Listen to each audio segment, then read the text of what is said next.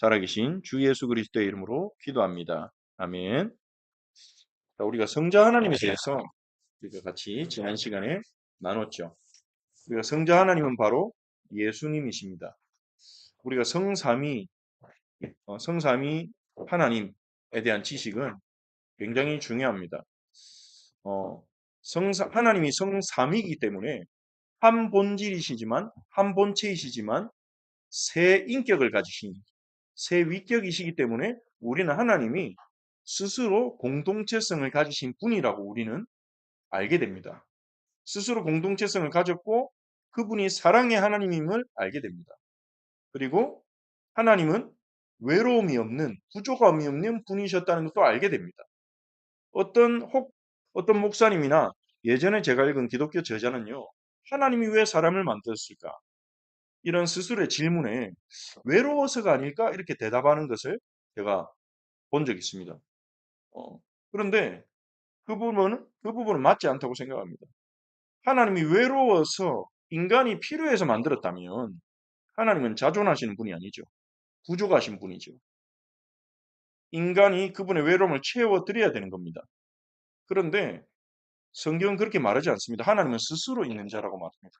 자존하시는 분입니다. 그분은 외로우시지 않았습니다. 그분은 삼위셨습니다. 영원토록 삼위셨습니다. 그 삼위는 서로 간에 너무나 완전한 사랑을 나누고 계셨습니다. 그게 요한복음 17장에 예수님의 기도에 나오죠. 대제사장적인 기도에. 얼마나 아버지께서 예수님을 사랑하시고 성자를 사랑하시고 성자가 성부를 얼마나 사랑하고 영광 돌리는지를 우리가 요한복음 17장에서 조금이나마 알 수 있습니다. 그래서 성삼위 하나님은요, 그분이 사랑이심을 의미합니다. 우리의 이해와 우리의 상식으로는 삼위일체라는 것을 이해할 수가 없습니다. 성경에는 그런 단어가 나오지 않죠. 그래서 삼위일체라는 부분에 대해서 부정적으로 말하는 이단이나 또 교회 안에서도 그런 이야기들이 있었습니다. 하지만 성경 안에 그 삼위일체에 대한 내용은 분명히 게시됩니다. 그래서 우리가 지켜야 될 부분인데, 다만 우리가 주의해야 될 것은 한 하나님이시라는 거예요. 세 하나님이 아니라 삼신이 아닙니다. 한 하나님이 세 위격으로 계시다. 세 인격으로 계신다. 그 부분에 대한 우리가 그게 새 하나님 아니냐? 이렇게 나의 어떤 편의적인 이해를 위해서 내 수준에 내 이해도에 맞추기 위해서 그렇게 단어나 표현을 바꿔버린다면 변질이 돼버린 겁니다. 성경에서 계시해주는 그 진리가. 그래서 우리는 이해가 잘 안 되더라도 사람들이 잘 못 알아듣더라도 삼위로 계시는 한 하나님이다. 그렇게 우리는 말해야 될 것입니다.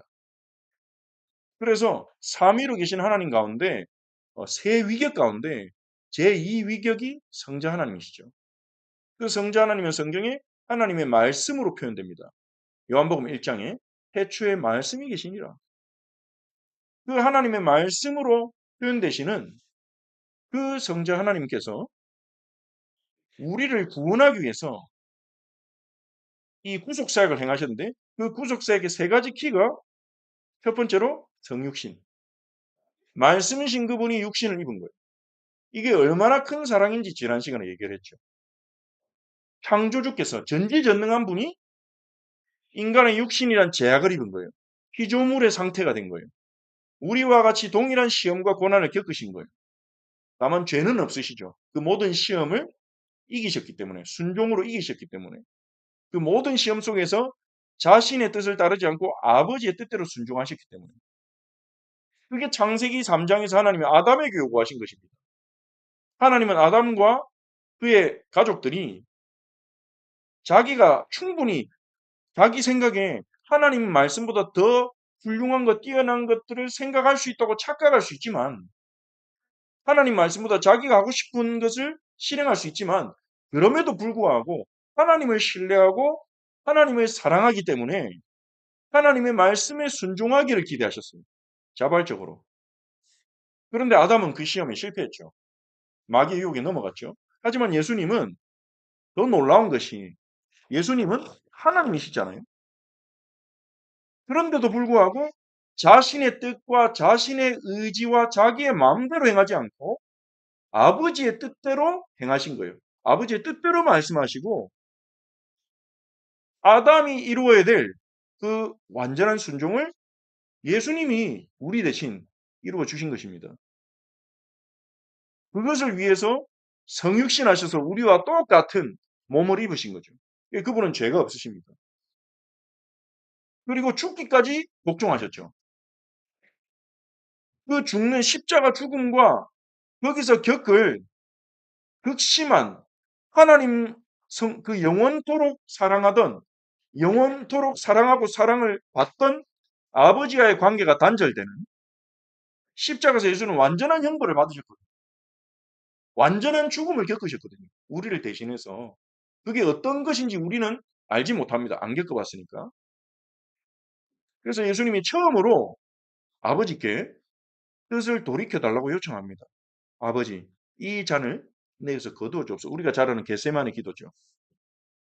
단 한 번입니다. 예수님은 한 번도 아버지의 뜻을 바꿔주십시오 이러신 적이 없어요. 요한복음에서 예수님이 굉장히 강조하신 게 그겁니다. 아버지께서 내게 말씀하신 것만 내가 말했다. 그 말은 뭡니까? 아버지께 물어보고 아버지께서 말하라고 한 것만 전달하신 거예요. 예수님이요 마음대로 기적 행한 것 같지만 그것도 아닙니다. 아버지께 물어보고 아버지께서 행하라 하신 기적만 행하신 겁니다. 우리가 볼 땐 예수님은 자유롭게 자기가 원하는 대로 다니고 가르치고 병자들을 치유한 것 같지만요. 실상은요. 예수님은 하나님 아버지와의 인격적인 교제 속에서 아버지께서 말하라는 것만 말하고 하라는 것만 하신 거예요. 로봇처럼 복종한 게 아니라 그것을 기쁘게 여기고 적극적으로 따른 것입니다. 아버지께 영광을 돌리면서. 우리가 그거보다 누군가에게 영광을 돌리는 일이 있을까요? 누군가가 우리한테 주는 명령을 기쁨으로 받아들이고 기쁨으로 순종하는 것. 물론 세상에는 명령을 억지로 순종할 수 있습니다. 내가 불이익 볼까봐, 유익을 잃어버릴까봐, 돈 안 줄까봐, 돈 못 벌까봐, 돈 벌기 위해서 누군가의 명령에 억지로 순종할 수는 있습니다. 근데 우리가 누군가의 명령을 기쁘게 받아들이고 그 시킨 대로 하는 것은 그 사람을 최고로 영화롭게 하는 거죠. 예수님은 그렇게 하신 것입니다. 죽기까지.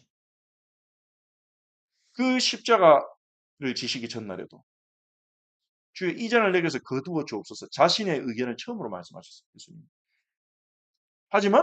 하지만 내 뜻대로 하지 마시고 아버지의 원대로 하옵소서. 아버지의 원에 억지로는 순종하실 수 있을 거예요. 예수님이. 억지로는. 참고. 근데 예수님은요. 아버지의 원에 아버지의 뜻에 자발적으로 기쁨으로 순종하기 위해서 겟세마네에서 3번 기도하신 것입니다. 그 3번은 영적 전투였습니다. 예수님을 넘어뜨리려는 사단의 최종 공격, 회후의 공격. 물론 그 위에도 예수님을 조롱하고 강도들을 통해 조롱하고 계속 공격했지만 예수님은요 거기서 끝까지 아버지만 바라보시고 아버지의 뜻에 순종하기로 결단하셨죠. 죽기까지 순종하셨습니다. 우리를 대신하여 죽으신 것입니다. 십자가에서. 그런데 이 십자가에서 죽는 이 희생제물이 되셨는데 예수님이 희생제물이 되셨는데 우리 예수님을 제사장이라고 그러잖아요. 삼직할 때. 예수님을 제사장이다. 히브리서에 보면 예수님을 그냥 제사장이 아니라 멜기세덱의 반차를 따르는 큰 대제사장이다. 대제사장이란 단어 앞에 큰 자를 붙입니다. 대제사장과도 격이 다르다는 거죠. 근데 생각해 보십시오. 예수님이 제사를 드린 적이 있습니까? 제사장인데 양을 제물로 바치신 적이 없잖아요. 만약에 예수님이 양을 직접 잡아서 성전에서 제사를 드렸다면 대제사장과 유대인들이 난리가 났을 거예요. 네가 뭔데? 뭐 레위지파냐? 막 이러면서. 예수님은 유다지파시잖아요. 일단은 신분상으로는 예수님은 성령으로 잉태하셨지만 신분상은 아버지도 어머니도 유다지파니까 유다지파시잖아요. 근데 어떻게 제사장이 됩니까? 그래서 히브리서에서는 레위 가문의 제사장이 아니라 멜기세덱의 반차를 따르는 다른 제사장이다 이렇게 말하기도 하는데요. 예수님이 드린 예수님은 딱 한 번의 제사를 드렸습니다. 십자가에서 자기의 생명을 제물로 드리는 제사. 그래서 예수님의 제사는 제물이 달라요. 구약에는 그림자죠. 진정한 제물이 될 수 없는 그림자죠. 양이나 소로 가축으로 그렇게 드렸습니다. 하지만 예수님은요, 양과 소가 가리키는 진정한 제물, 그 양과 제물의 가치로는 우리를 구원할 수가 없어요. 우리는 하나님의 형상입니다. 사람들이 뭐라 해도요, 동물이 아무리 귀하다, 동물도 인간하고 똑같이 소중히 여겨야 된다, 아무리 인간이 떠들어도 창조주가 인간은 하나님의 형상이라고 말했습니다. 인간은 만물의 통치자로 만들었다고 했습니다. 그건 자기들 생각이고요. 창조주가 그렇게 정하시지 않았습니다. 동물로는 사람의 생명을 대속할 수가 없습니다. 우리는 하나님 만드신 세상에서 자연적으로 배우지 않습니까? 빚을 갚으려면 그 빚 이상을 줘야 되지. 그 빚보다 작은 걸 주면서 빚 갚았다 할 수 없어요. 더한 가치를 줘야 된단 말이에요. 빚을 갚으려면. 최소한 동등하거나. 그래서 소나 양은 우리의 죄를 대속할 수가 없어요. 앞으로 오실 그리스도에 대한 그리스도를 바라보도록 하는 효력이 있었지. 하나님의 아들이신 그분의 보혈만이 성육신하신 하나님의 아들, 참 하나님이며 참 인간이신 하나님의 보혈만이 우리의 죄를, 모든 죄인의 죄를 대속할 가치가 있는 겁니다. 영원히 대속할 가치가 있는 겁니다. 그래서 끝났다는 거예요. 우리의 빚을 갚기 위해서 돈으로 계산하자면요. 우리의 100만 원 빚을 갚기 위해서 하나님이요. 100만 원을 내놓은 게 아니라 현조를 내놓은 거예요. 그러면 또 빚져도 거기서 끝난 거예요. 더 이상 드려질 필요가 없어요. 그래서 예수님의 제사를 영단번의 제사라고 합니다. 한 번의 제사로 끝내신 거죠. 그래서 예수님이 친히 자기가 희생 제물이 되셨죠. 교재 91페이지 보면 희생 제물의 자격을 말하는데요. 흠이 없어야 돼요. 아, 다릅니다. 죄송합니다. 제 거는 멘토용이라서 페이지 수가 다릅니다. 예. 페이지 수를 말하지 않겠습니다. 예. 자, 레위기 1장 3절 한번 찾아볼까요? 구약 성경에 레위기 1장 3절.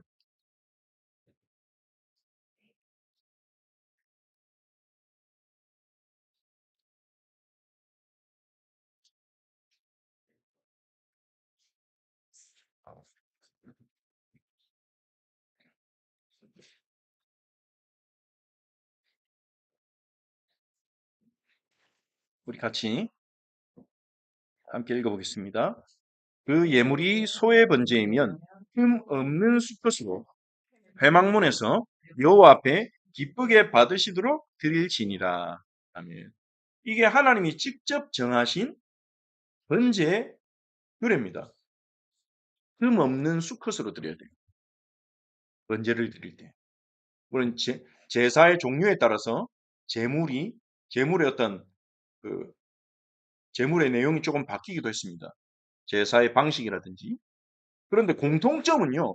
흠 없는 제물로 드려야 되는 거예요. 이 흠 없는 제물은요. 단순히 생각하면 1차적으로 신께 드리는데 하나님께 드리는데 불량품을 드리면 안 되잖아요. 불량한 것을 드리면 안 되잖아요. 우리가 사람도 높은 사람에게 선물 줄 때 제일 좋은 걸로 선물을 주려고 하지. 막 하자가 있는 걸 주지 않지 않습니까? 근데 하나님께 드리는데 하자가 있는 걸 드리면 안 되겠죠. 하지만 단순히 그것만 말하는 게 아니라 레위기에서 하나님이요. 하나님께 흠없는 제물로 제물을 드리라 이랬던 것은 죄가 없으신 몸으로 우리를 대신하실 우리의 제물이 되실 예수 그리스도를 향하고 있는 거예요. 예수님은 죄가 없으셔야 됩니다. 히브리서 4장 15절은 말합니다. 히브리서 4장 15절 이렇게 말합니다. 우리에게 있는 대제사장은 우리의 연약함을 동정하지 못하시리가 아니요 모든 일에 우리와 똑같이 시험을 받으시니로되 죄는 없으시니라. 모든 일에 우리와 같이 시험을 받으셨어요. 예수님도요. 갓난아기로 태어나고 예수님도 가난한 중산층도 안 됩니다. 가난한 갈릴리 지방의 가정에서 태어나서 장남으로 태어나셔서 이 빈곤한 가운데 어린 시절 보내다가 아버지, 법적인 아버지죠. 요셉이 죽고 나서 소년 가장이 돼서 목수일을 하면서 가정의 생계를 책임지기 위해서 열심히 노동하고 뭐 때로는 조롱받고 때로는 자존심 상하고 이런 여러 가지 상황들이 예수님에게도 있으셨을 것입니다. 그런데 죄는 없으시니라. 한 번도 불순종하지 않으신 거죠. 아버지의 뜻에. 아버지의 뜻에 따라 사신 거죠. 십자가에 죽는 것도 어려운 일이지만 저는요, 이게 정말 어려운 일 아닌가. 우리와 같은 인간이 되셨다면 얼마나 많은 죄를 지을 유혹이 있습니까? 내 뜻대로, 내 편한 대로, 내가 하고 싶은 대로 하고 싶은 유혹이 얼마나 많습니까? 누군가 나를 공격하고 나는 아무 잘못도 안 했는데 나에게 이제 공격이 들어오고 내가 사랑하는 사람들이 다치면 얼마나 우리는 분노하고 죄를 지을 유혹에 빠집니까? 그런데 예수님은요, 그런 상황과 시험을 겪으셨지만 한 번도 지지 않으셨어요. 제 상상입니다만 우리를 생각하면서 자신의 구속받을 백성을 생각하면서 싸워 나가지 않으셨을까? 아버지에 대한 사랑과 충성심을 가지고 그 순간순간 영적 싸움을 싸워 나가지 않으셨을까? 그 많은 시험 속에서도 예수님의 호흡 하나하나가 발걸음 하나하나가 전부 다 사랑인 거예요. 공생이 시작하기 전에도 공생이 시작하고 나서만 죄짓지 마라 이럴 리가 없잖아요. 그게 무슨 흠없는 재물입니까? 30년 동안 살 때는 죄도 짓고 적당하게 인간같이 살다가 이제 메시아로서 시작하니까 이제는 죄지면 안 돼. 스타트. 이러면 그게 무슨 흠없는 재물입니까? 그럴 리가 없잖아요. 어린 시절부터 자신의 의식이, 자의식이 형성되던 그 시기부터 하나님 앞에 서서 순종의 길을 걸어가신 거죠. 자신에게 맡겨진 이들을 구원하기 위해 우리를 사랑하는 그 마음으로 아버지를 사랑하고 우리를 사랑하는 그 마음으로 한 걸음 한 걸음 예수님의 걸음 걸음 그 예수님의 말 한마디 한마디가 우리를 향한 사랑이 담겨 있는 것입니다. 이러한 구세주가 어디 있는지 예수님이 흠없는 제물이 되셔야 되는 이유 뭡니까? 왜 흠없는 죄가 없는 분이 십자가를 죽어야 됩니까? 죄 있는 인간은 남의 죄를 위해 죽어줄 수 없습니다. 자기 죄로 죽어야 되는 거거든요. 사형수가 다른 사형수를 위해서 제가 이 사람 대신 죽을게 이러면 뭔 소리야? 너는 원래 죽어야 돼. 이렇게 되는 거죠. 죄 없는 분만이 죄 있는 존재를 위해 죽을 수 있습니다. 그리고 예수님께서는요. 완전한 인간이셨습니다. 보통 사람과 비교할 수 없는 존재예요. 하나님의 아들이세요. 그래서 예수 그리스도의 죽음이 어떤 죄인도 용서받을 수 있는 생명샘이 되는 겁니다. 생명의 근원이 되는 거예요. 우리가 아무리 무능하고 아무리 연약하고 아무리 넘어져도 예수님께 가면 살아나는 겁니다. 치유 못할 병이 없고 예수님께는요. 용서받지 못할 죄인이 없어요. 이 예수님이 누구신지 그분의 사랑이 어떠한지 모르니까 믿지 않는 자들에게는 이게 이해가 안 될 겁니다. 살인범이 예수 믿고 회개하면 천국 간다고? 말이 되냐 그게? 그거를 마치 굉장히 불합리한 것처럼 조롱합니다. 영화도 막 만들고 그럽니다. 그런 걸 조롱하려고. 유괴하고 살인한 사람이 나 예수님 믿고 용서받았어요. 그러니까 막 그 자기 아들을 잃은 엄마가 막 미쳐가지고 왜 내가 용서 안 했는데 하나님이 용서해버리냐 막 이러면서 막 교회를 문제를 일으키고 막 그런 영화도 나왔었죠. 불신자 볼 때는요. 웃기는 거예요. 웃기는 소리 하고 이래야 되는 겁니다. 왜 그렇습니까? 예수 그리스도의 가치와 그 예수 그리스도의 사랑을 모르기 때문입니다. 그리고 또 모르는 게 한 가지가 있죠. 자기도 하나님 앞에서는 끔찍한 죄인이란 걸 모르는 거예요. 유괴만 안 했을 뿐. 살인을 직접 행위로 안 했을 뿐. 자기도 하나님 앞에서 끔찍한 죄인인 걸 모르는 겁니다. 그러니까 그런 죄인은 지옥 가야 되고 나 같은 자는 천국 가야 되고 이런 착각을 하는 겁니다. 천국 가야 되고 그렇게 말은 안 하지만 나 같은 사람은 왜 지옥 가겠냐? 이렇게 착각을 하고 살게 되는 거죠. 예수님은 완전한 하나님이셨는데 자신의 그 동귀한 영광을 내어버리고 십자가에서 비참하게 죽으셨습니다. 그래서 그분의 죽음이 모든 인류의 생명이 되는 거죠. 모든 인류의 구원이 되는 것입니다. 이사야 53장 5절 우리 찾아서 함께 읽어봅시다.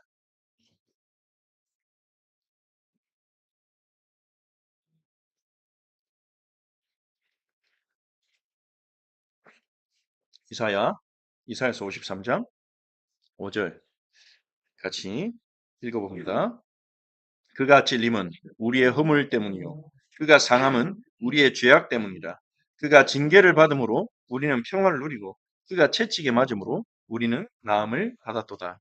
아멘. 이미 예수님 오시기 700년 전에 이사야 선지자를 통해서 우리의 메시아이신 성자 하나님 예수 그리스도께서 우리의 허물 때문에 찔리고 우리의 죄악 때문에 상하고 징계받고 채찍에 맞을 것이 예언되었다는 거죠. 이 예언된 대로 오신 분은 예수 그리스도밖에 없습니다. 그러니까 하나님이 왜 그러면 우리를 용서하시는데 왜 자기 아들을 그렇게 채찍에 맞고 십자가 못 박아 죽여야 되냐? 하나님이 능력이 없냐? 왜 그렇게만 해야 되냐? 다른 방법이 없겠냐? 그렇게 말하는 사람도 있죠. 근데요, 이 십자가는요, 얼마나 우리의 죄가 심각한지 보여주는 거예요. 하나님이 자기 아들이 대신 죽고 끔찍한 고난 당하는 방법을 택하실 만큼 우리의 죄가 심각한 거예요. 우리는 우리의 죄의 심각성을 모릅니다. 늘 남하고 비교해서 내가 평균치는 되지. 저 사람보다 내가 나. 저 인간보다 내가 나. 내가 의로운 인간은 아니지만 저 사람 김씨 저 사람보다 나. 이렇게 우리는 다른 사람과 비교하면서 항상 비교 우위에 서려고 하죠. 우리는. 근데 우리의 죄의 심각성을 몰라요. 우리가 우리 죄의 심각성을 있는 그대로 안다면 우리는 살 수 없을지도 모릅니다. 전부 다 인생 포기하고 나 같은 죄는 살 자격 없어. 그럴지 모릅니다. 그래서 하나님 우리에게 망각의 기능을 주셨고요. 자꾸 잊어버리잖아요. 고통스러워 하다가도 시간 지나면 잊어버리고 시간이 약이야 막 그러면서 그러잖아요. 근데 하나님께서는 우리가 주님 만난 후에 성령을 통해서 우리의 죄의 심각성을 드러내 주십니다. 일단 구원해놓고 구원받아놓고 죄의 심각성을 알게 해주신 거예요. 그래서 그제서 우리는 알게 됩니다. 하나님은 굉장히 거룩하시구나. 나는 굉장히 죄인이구나. 예수님이 나를 위해 십자가에 죽으신 것은 너무나 큰 사랑이구나. 이렇게 알게 되는 거죠. 우리는 십자가에서 하나님의 사랑을 배우는 것입니다. 우리의 죄성도 깨닫게 되고 그리고 예수님이 십자가에 죽고 끝났다면 이 구원의 역사는 의미가 없었을지 모릅니다. 다시 살아나시죠. 부활. 우리의 죄를 지고 십자가에서 죽으신 예수님은 다시 살아나심으로 우리의 모든 죄를 해결했다는 증거를 보이셨습니다. 부활은 예수님이 하나님의 아들이라는 확증입니다. 그래서 우리는 부활을 사실적으로 믿어야 됩니다. 이론적으로 성경에 예수님 부활했다 하되 그게 아니라 진짜 그분이 지금도 살아계신 것처럼 믿고 살아가야 돼요. 그게 부활신앙입니다. 이 부활이 우리에게 주는 메시지는 굉장히 많습니다. 그중에 중요한 몇 가지만 우리가 볼 텐데요. 여러분이 이 부분을 정리해 놓으시면 좋겠습니다. 첫 번째는요. 부활은 회고의 반전입니다. 하나님의 지혜를 보여줍니다. 십자가 부활은요. 하나님의 지혜와 능력을 보여줍니다. 십자가는 어떤 겁니까? 인간이 폭력성을 가진 인간이 보완해낸 최악의 사형법입니다. 최악의 사형법입니다. 인간을 가장 고통스럽게 오랫동안 휘어짜서 죽이는 형벌입니다. 숨 못 쉬고 매달려가지고 피를 줄줄줄 흘리면서 피가 점점 빠져나가는 거예요, 몸에서. 가장 잔인한 형벌 중에 하나입니다. 뭐 더 잔인한 사형법이 있는지는 모르겠는데 그런데 하나님이 그걸 사용해서 구원의 상징이 되겠다는 거예요. 반전이죠. 우리 하나님은 반전의 하나님입니다. 에스더서를 보면요. 하나님 단어가 한 번도 안 나와요. 그런데 반전의 하나님이 보입니다. 하만이 유대인을 죽이려고 날을 정했는데 유대인이 멸망하는 날이 유대인을 구원하는 날이 되게 하셨어요. 유대인들에게는 가장 두려움과 가장 고통스러웠던 날이 가장 기쁜 축제가 되게 했어요. 우리에게 가장 아픈 마음의 아픈 상처를 통해 우리가 주님 만나게 하세요. 그게 우리의 간증거리가 되게 하세요. 우리의 가장 아픈, 우리의 가장 슬픈 그런 우리의 가장 큰 상처들이 간증거리가 돼요. 이런 고통 가운데 있는 나를 주님이 구원하시고 살리셨다. 그게 우리 주님입니다. 완전히 하나님이십니다. 빌립보서 2장 9절 11절은 말합니다. 죽기까지 순종하셔서 십자가에서 죽기까지 복종하신 예수님을 하나님이 지극히 높여 모든 이름 위에 뛰어난 이름을 주사 최고 영광의 자리에서 하나님의 자리에서 자기를 비워 인간이 되시고 십자가에 죽기까지 복종하신 예수님. 자기를 비우고 낮아지신 거죠. 그 예수님을 아버지는 어떻게 하십니까? 지극히 높여 가장 높은 곳에 다시 영광의 자리로 하나님 보좌 우편의 자리로 올리셔서 모든 이름 위에 뛰어난 이름을 주셨는데 그 이전보다 더 큰 영광을 주시죠. 최고의 영광을 예수 그리스도께 돌렸습니다. 성부 하나님이요. 모든 이름이 모든 무릎이 예수 이름 앞에 무릎을 꿇게 하셨어요. 여호와 앞에가 아니라. 그래서 여호와의 증인들은 잘못된 것입니다. 여호와의 증인이란 말 자체가 성경은요. 예수님은 내 증인이 되리라 그랬잖아요. 그 말은 자기를 높이시는 게 아닙니다. 하나님이 그렇게 질서를 하신 거예요.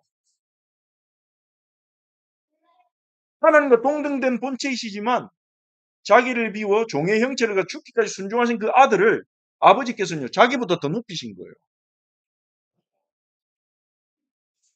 그래서 모든 입으로 예수를 주라시나요? 하나님 아버지께 영광을 돌리게 하십니다. 하나님 아버지께 영광 돌리는 방법이 뭐라고요? 예수를 주라시나는 거예요. 하나님이 그렇게 만드셨어요.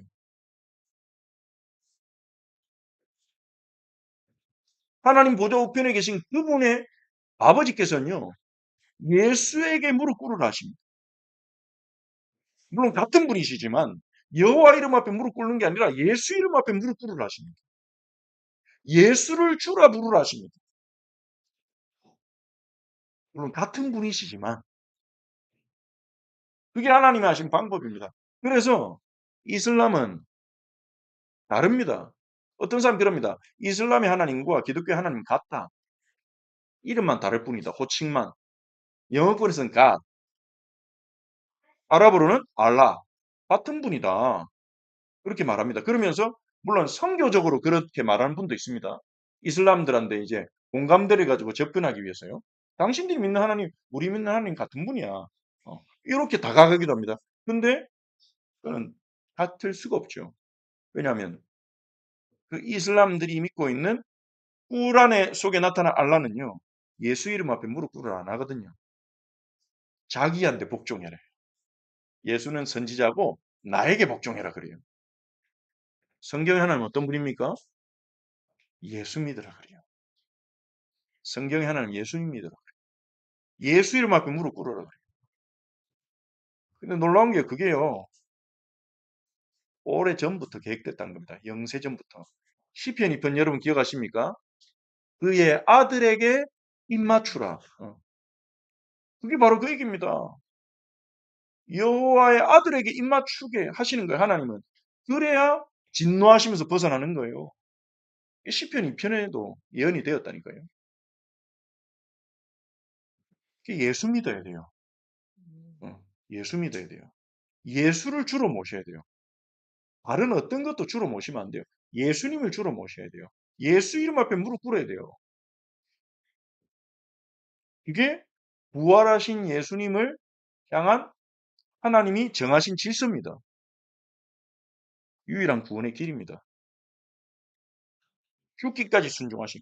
그래서 예수님이요. 자기가 하시는 일을 근거로 해서 제자들에게 이렇게 말씀하시죠. 자기를 높이는 자는 낮아질 것이요. 주님을 위하여 자기를 낮추는 자는 높아지리라. 자기를 높이려고 하는 사람이 아닙니다. 우리는 자기를 높일 필요가 없어요. 뭔가 내가 니보다 낫다. 우리는 자기가 다른 사람보다 낫다는 것을 나타내기 위해서 다른 사람을 깎아내리는 방법을 많이 쓰죠. 지금 이제 오늘 사전 투표도 했고 이제 대선 기간인데 후보들이 보니까 서로 깎아내리는 전략을 쓰더라고. 상대방을 깎아내림으로 내가 낫다. 근데 이게 대선 후보들만의 문제는 아니죠. 뭔가 이제는 다른 누가 주목받는 것 같으면 우리는 근데 그 사람 뭘 잘 못하던데 근데 그 사람 뒤에서는 그러던데 이러면서 슥 깎아내리는 그런 유혹이 올라올 때도 있고 그렇게 할 때도 있습니다. 우리가 나를 높이고 싶은 마음이 있는 거죠. 그런 것을 위해서 그런 것 때문에 예수님이 말씀하신 겁니다. 비판받지 아니하거든 비판하지 마라. 남정죄함으로 너를 높이려고 하지 말아라. 그렇게 얘기하신 거죠. 근데 예수님은요. 우리를 구원하기 위해서 낮아지셔서 죽기까지 복종하셨어요. 그럼 주님이 높이십니다. 모든 이름에 뛰는 이름을 주셨습니다. 우리가 주님을 위해서 낮아질 때 주님을 위해서 우리가 낮아질 때 주님이 우리를 높이실 것입니다. 주님의 뜻에 합당하도록 사용하실 것입니다. 십자가 없는 부활은 의미가 없죠. 예수님이 그냥 죽었다가 살아났다. 대단하죠. 박수 치겠죠. 대단합니다. 끝이에요. 하나님 아들이니까 다시 살아나시네. 의미가 없어요. 부활이 없는 십자가는요. 십자가에 죽고 끝났다. 그럼 비참합니다. 부활이 없는 십자가는 비참한 것입니다. 십자가 신앙은요. 무엇입니까? 예수님의 십자가가 나의 죄를 위한 것임을 깨닫고 그 사랑 안에 가는 겁니다. 그래서 우리는 십자가 신앙을 반드시 가져야 되죠. 내가 죄인임을 인정해야 되고 예수님의 십자가가 내 죄를 위한 것임을 깨닫고 그 사랑을 붙들어야 돼요. 그 사랑 안에 가는 거예요. 의로워지기 위해서 노력하는 게 아니라 그 십자가 사랑 안에서 살아가는 겁니다. 그런데 우리는 십자가 신앙을 통해서 부활 신앙까지 가야 됩니다. 부활 신앙은 뭡니까? 나는 내가 아니다. 이전의 내가 아니다. 새롭게 된 나의 정체성을 발견하고 그 정체성에 맞게 살아가는 겁니다. 그게 신앙생활이죠. 뭐가 달라졌냐 알아야 돼요. 구원받은 나는 뭐가 달라졌냐? 그걸 알아야 돼요. 그게 합당하게 살아가는 거죠. 그게 신앙생활이죠. 우리가 새 생명을 얻었다 그렇게 말하지 않습니까? 예수 믿는 순간 우린 이미 부활의 능력이 우리 안에 임한 거예요. 이전의 내가 아닙니다. 하나님의 자녀된 나, 그리스도의 보혈로 의롭게 된 나, 새로운 나로 살아갑니다. 그 새로운 나는 살아가는 방식도 달라야 돼요. 살아가는 원리도 달라요. 그걸 배우고 거기에 맞게 합당해 살아야 제대로 된 삶이 되는 겁니다. 그걸 배우고 살아가는 것이 신앙생활이죠. 그런데 구원받았는데 부활의 능력이 임했는데 예전의 나, 죽은 나, 과거의 나로 살아간다면 오작동이 생기는 겁니다. 오류가 생기는 겁니다. 그러니까요. 나도 불편하고 내 주변도 어려워지고 나도 안 행복하고 신앙생활도 안 되고 죽음에서 부활로 이게 성경 전체의 주제입니다. 그리스도 안에서 우리는 죽고 새 생명 사는 겁니다. 예수님은 우리 대신 죽고 부활하셨듯이. 이게 성경 전체 창세기부터 계시록까지 흐르는 대역전 드라마의 주제죠. 하나님은 항상 성경에서요. 최악의 상황을 최상의 승리로 바꾸셨어요. 자식이 없어서 비웃음 당하던 아브라함에게 100세의 아들을 주셨어요. 그래서 누가 봐도 저거는 하나님이 하셨다. 그리고 노예였던 요셉이 총리 대신이 돼서 이집트를 구했어요. 대반전 아닙니까? 노예였던 이스라엘 백성이 가나안을 정복하는 하나님의 백성이 됐어요. 예수 그리스도가 이 땅에 하신 일도요. 최악을 최상으로 바꾸신 대반전 드라마의 연속입니다. 가장 흉악한 사형틀을 통해서 우리를 얼마나 사랑하신지 나타내셨어요. 인간의 악이 결집된 로마 군대의 잔혹성과 유대 지도자들의 이 교만함과 완악함과 이게 다 모인 데가 십자가잖아요. 거기서 승리하셨어요. 폭력이 아니라 사랑으로 승리하셨어요. 사랑으로 이기는 길을 보여주신 것입니다. 우리가 이 십자가를 하나님을 알면 알수록 놀라운 능력입니다. 그래서 바울은요. 십자가의 도가 멸망받을 자들에게는 미련하게 보이나 구원을 얻은 우리에게는 하나님의 능력이요 하나님의 지혜니라. 고린도전서 1장 10절. 하나님의 지혜와 능력이 나타나는 겁니다. 그래서요.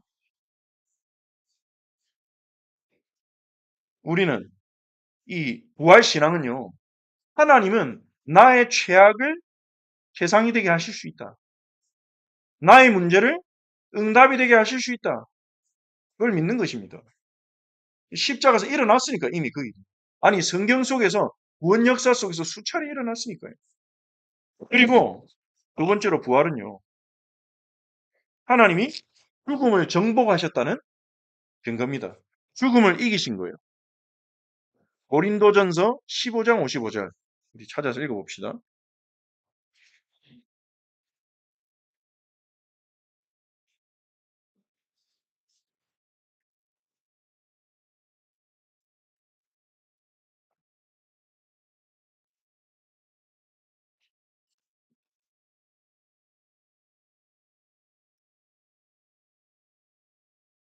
읽겠습니다. 사망아 너의 승리가 어디 있느냐? 사망아 네가 쏘는 것이 어디 있느냐?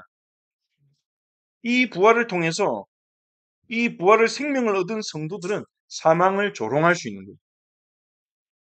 죽음은 인간에게 올 수 있는 최악의 사건이죠. 우리는 죽음 앞에 철저히 무기력합니다.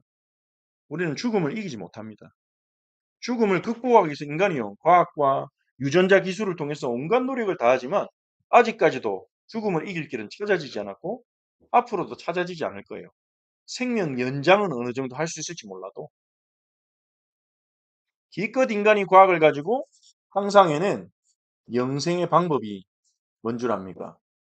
우리 몸을 아주 뛰어난 기계로 만들어서 우리 생전의 기억을 이 컴퓨터에 클라우드에 다운로드해서 우리 몸이 늙어서 수명이 다 돼가면 새로운 몸에다가 기억을 다운받아서 살아간다 이거예요. 근데 우리 기억을 다운로드 할 수 있다 한들 그게 데이터지. 어떻게 우리 영혼이나 인격이 되겠습니까? 상상해낼 수 있는 방법이 그 정도밖에 없는 거죠. 우리 힘으로 죽음을 이길 수가 없습니다. 그런데 예수님은 죽음을 이기셨습니다. 인간을 가장 두렵게 하는 죽음이 예수님 앞에서 힘을 잃었습니다.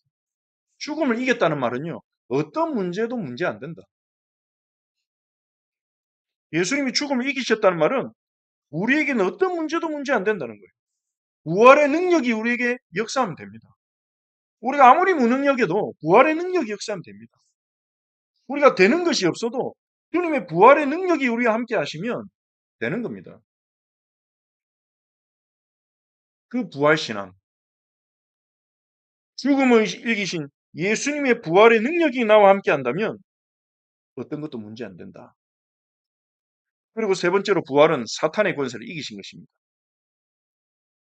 마태복음 16장 18절에 예수님께서 베드로가 주는 그리스도시요 살아계신 하나님 아들이십니다. 고백했을 때 너는 베드로라 내가 이 반석 위에 내 교회를 세우리니 그러시면서 음부의 권세가 이기지 못하리라 그렇게 말씀하셨습니다. 음부의 권세.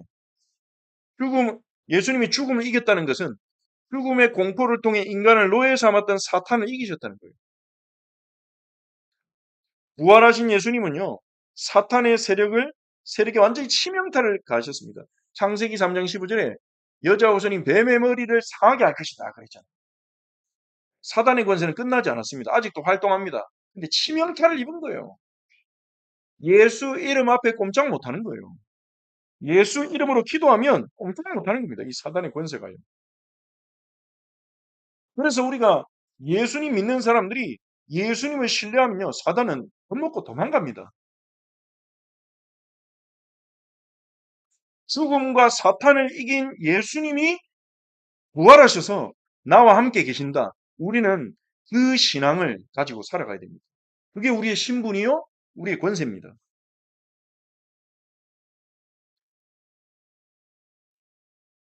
그리고 이 부활은요, 승리하는 삶의 원동력입니다. 갈라디아서 2장 6절 우리 찾아서 읽어봅시다.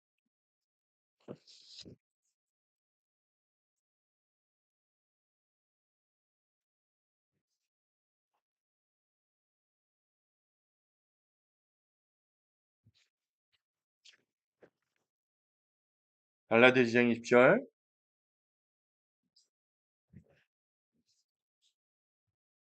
함께 같이 합독합시다. 내가 그리스도와 함께 십자가에 못 박혔나니 그런즉 이제는 내가 사는 것이 아니요 내 안에 그리스도께서 사시는 것이라. 이제 내가 육체 가운데 사는 것은 나를 사랑하사 나를 위하여 자기 자신을 버리신 하나님의 아들을 믿는 믿음 안에서 사는 것이라. 아멘. 사도 바울의 인식이자 신앙 고백입니다. 내가 그리스도와 함께 십자가에 못 박혀 죽었다.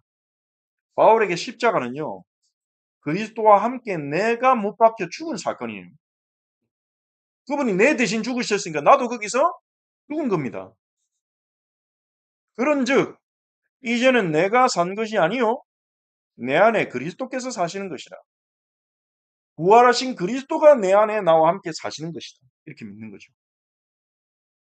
내가 육체 가운데 사는 것은, 내가 이 육신을 가지고 사는 것은 나를 사랑하사 나를 위하여 자기 자신을 버리신 하나님의 아들을 믿는 믿음 안에서 사는 것이다.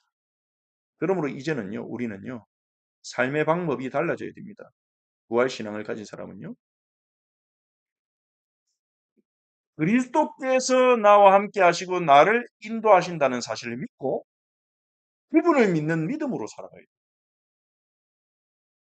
우리가 그리스도 만나기 전에는 내 능력을 믿든지 사람 의존하든지 내 방식으로 살았죠. 그런데 이제는 우리는 그렇게 살도록 부름받지 않았습니다. 마태복음 6장에서도 예수님이 강조하시는 가르침이 그거잖아요. 무엇을 먹을까? 무엇을 입을까? 내일 어떻게 하지? 앞으로 올 문제 어떻게 하지? 그런 거 염려하지 마라. 너희들이 이제 그런 거 염려하는 신분 아니다. 그리고 이방인들이 하는 염려야. 하늘에 나는 새를 봐라. 새가 굶어 죽냐? 들에 피는 꽃을 봐라. 그 꽃이 꽃잎이 자기가 지어서 만든 거냐? 아버지께서 입혀주신 거 아니냐? 아버지께서 만들어주신 거 아니냐? 새도 먹이고 꽃도 입히신 하나님이 자녀인 너희, 그것도 아들을 보내 그의 보혈과 죽음으로 구속할 정도로 사랑하는 너희를 굶기시겠냐? 헐벗게 하시겠냐? 돈 없어서 망하게 하시겠냐? 그런 건 너희가 염려할 게 아니다. 우리의 믿음을요, 믿음의 축을요, 예수님께로 계속 옮겨가는 겁니다. 분산되어 있는 우리의 믿음의 축을. 우리가 신앙생활 하면서도 아직 맡기지 못한 부분들이 있습니다. 신앙생활 하면서도 주 예수께 맡기지 않고 내 뜻대로 하려 하고 내 방식대로 하려 하는 영역들이 있을 것입니다. 모든 삶을 예수님께 온전히 맡긴 사람은 쉽지 않죠. 그거는요. 정말 큰 은혜입니다. 그렇게 되어진다면요. 하지만 우리는 여전히 창세기 3장 적인 부분, 우리 안에 있는 선악을 내가 분별하려고 하고 내가 주인 되려고 하고 내가 하나님처럼 결정하려는 부분들이 있어서 못 놓는 부분이 있어요. 이것만은 못 놓습니다. 근데 그 부분도 주님 앞에 다 내드려야 돼요. 왜냐? 나는 죽었으니까. 안 죽고 있는 거예요. 그 부분이. 십자가 죽었는데 안 죽고 살아있는 거예요. 주님께 맡기지 못한 그것 때문에 우리는 고통당합니다. 주님께 맡기지 못한 그것 때문에 불안하고 그것 때문에 자유하지 못하고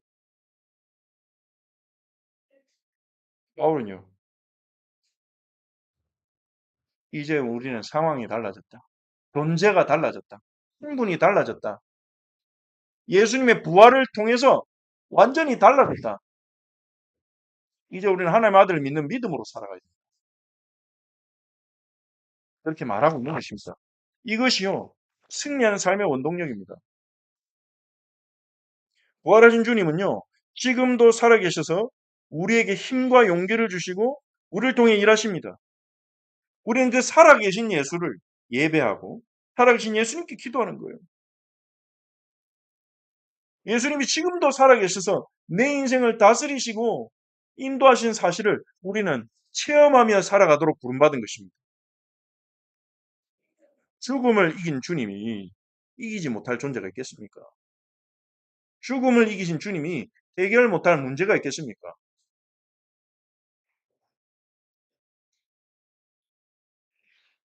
우리는 부활의 증인입니다. 부활하신 주님이 승천하기 직전에 제자들에게 주신 메시지죠. 사도행전 8절. 우리가 잘 아는 말씀이지만 그래도 한번 찾아서 우리가 참 읽어봅시다.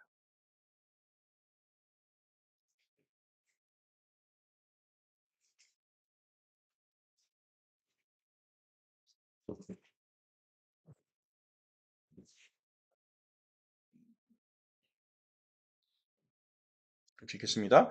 오직 성령이 너에게 임하시면 너희가 권능을 받고 예루살렘과 온 유대와 사마리아와 땅 끝까지 이르러 내 증인이 되리라 하시니라. 아멘. 이게 우리에게 주어진 주님의 명령입니다. 여러분의 마음에 신앙생활에서 가장 큰 소망이 무엇입니까? 우리의 마음에 가장 큰 소망은요. 주님 닮아가는 것이 되어야 된다고 봅니다. 예수님과 동행하면서 예수님을 닮아가는 그게 아버지의 꿈이니까요. 우리를 하나님의 형상으로 만드신 주님의 뜻이니까요. 형상으로 만든 것은 주님 닮아가기를 원하시는 거죠. 주님 알아가기를 원하시는 거고 그 주님을 우리가 닮아가다 보면 주님의 비전과 주님의 뜻에 우리는 반응하게 돼 있습니다. 세계복음화가 목적이 되면 안 됩니다. 세상을 뒤집는 게 우리의 목적이 되면 안 됩니다. 세상을 바꾸는 게 우리의 목적이 되면 안 됩니다. 주님을 더욱 사랑하고 주님을 닮아가는 것이 우리의 가장 근본적인 목적이 되어야 됩니다. 그러면요. 그런 우리를 통해 주님이 세상을 바꾸시는 거예요. 그런 우리를 통해 주님이 세상을 살리시는 거예요. 그래서 성령이 너에게 임하시면 그 말입니다. 그 성령님을 통해서 하나님과 친밀하게 교제하고 주님께 가까이 나아가라는 거예요. 그러면 그 우리 안에 일하시는 성령의 역사가 우리를요, 예수님의 증인이 되게 하는 겁니다. 부활의 증인. 예수님이 부활했는지 어떻게 아냐? 내 삶에 살아계신다. 내 삶이 주 예수, 내 마음과 내 인품 속에 예수님이 지금 살아 역사하신다. 내 변화를 봐라. 내 안에 삶의 이런 열매를 봐라. 그렇게 우리는요, 입술로만 예수님이 살아계시다가 아니라 우리의 삶이 예수님의 부활의 증거가 되는 거죠. 부활하신 주님은 우리를 통해 이 땅에 역사하시는 것입니다. 자, 오늘 우리가 오늘까지 지난 시간부터 성자 하나님에 대해서 살펴봤는데요. 이번에 삼직에 대해서는 다루지 않았습니다. 우리는 삼직의 중요성을 굉장히 이제 많이 생각하고 지금까지 신앙생활을 해왔습니다.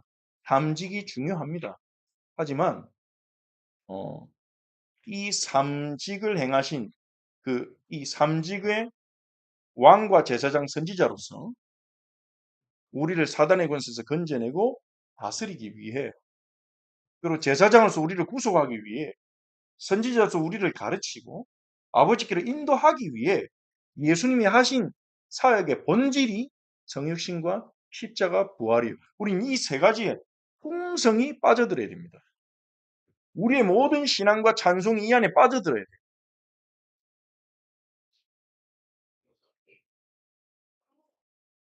그래서 여러분이 우리가 여러분들이 이제 신앙생활을 오래 하셨고 그래서 이 부분들이 들어본 분 중에 굉장히 이제 새롭기보다는 익숙하고 잘 아는 부분들도 많을 것입니다. 여러 번 들은. 하지만 이 성육신과 십자가 부활 안에는요. 하나님의 너무나 풍성하고 놀라운 지혜와 능력의 비밀들이 담겨 있습니다. 그래서 우리는 표면적으로 알고 넘어가는 게 아니라 그 속에 담긴 광맥을 파듯이 광산에서 광맥을 캐내듯이 이 성육신과 십자가 부활 안에 나타난 하나님의 사랑과 지혜의 능력을 앞으로도 계속 우리는 해나가야 될 거예요. 그러면 우리는 그 은혜를 누리면 누릴수록 예수님의 더욱더 예수님을 닮은 증인으로 세상에 설 겁니다. 한번 생각해 보십시오. 이 세상에 예수님을 닮은 증인이 많이 있습니까?